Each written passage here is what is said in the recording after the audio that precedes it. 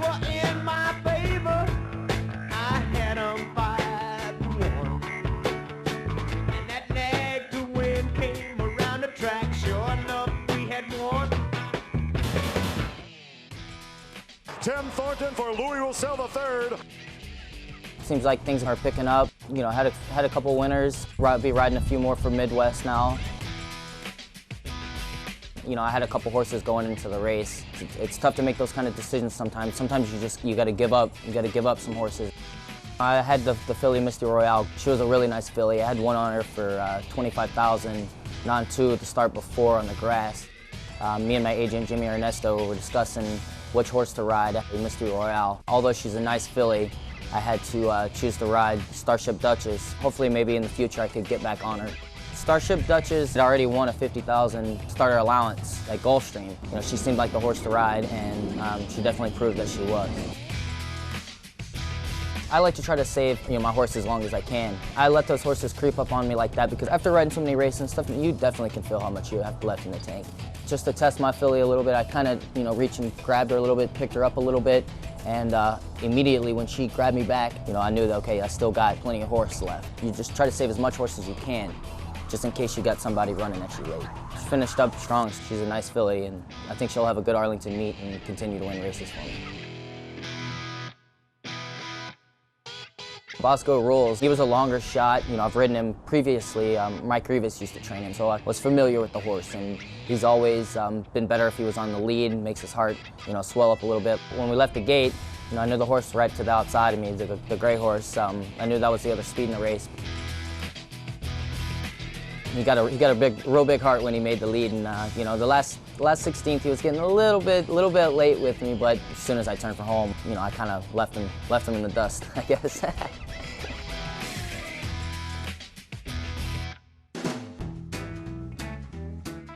We got the Prairie State Festival Day coming up. It's the Breeders' Cup of Illinois. That's basically what everybody shoots for with their Illinois breds.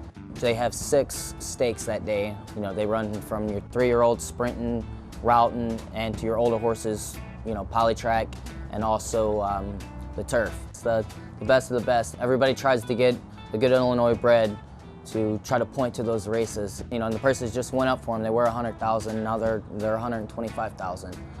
I have a couple horses coming up, but I know for sure I ride Peyote Patty. She's definitely my favorite mare. I had won that race on her last year. Peyote Patty and the Lincoln Heritage. She likes Arlington a lot. She's had a lot of winners here and won a lot of races, and been on her back every start. Off of the layoff this past race, she kind of disappointed me a little bit. Today she kind of emptied out a little bit on me earlier than what she typically does, so I was a little disappointed in her efforts today, but hopefully things get straightened out and everything's okay with her, and we'll come back fighting strong. Mr. Block does a great job getting horses ready and getting them to the winner's circle on especially days like Prairie State Festival Day.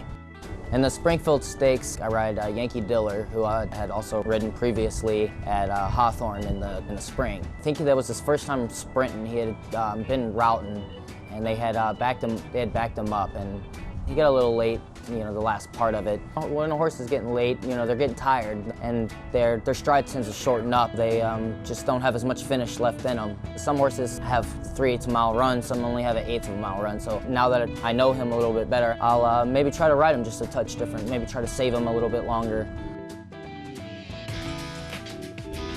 Basically, we got this helmet camera here that we've got from Equisite. We're gonna place it on my helmet. It goes on the front of that, and we have to take a rubber band and secure it on there so it does not come off during the race. First, we got to go get it approved by the steward. Mr. Eddie, I wanted to see about getting permission to use this helmet camera. Okay, and is this the same one we've approved in the past, correct? Yes, sir. Yeah, It's the exact one that I've used previously. So what is it you try to achieve by wearing this, do you know? We're just going to try to capture some of the images and see what we can get, through our eyes to see what's really going on in the race. Great. Well, good luck. It's okay by us. I like riding with it. I think it's neat. I just think it's neat to be able to capture images like that that is not normally seen in racing. One time, I had hit with my whip, and the camera had pointed down. Turned out it got an excellent shot because you could actually see my horse's legs running next with the other ones, and it just brings a whole other angle and a whole other aspect to the sport of racing.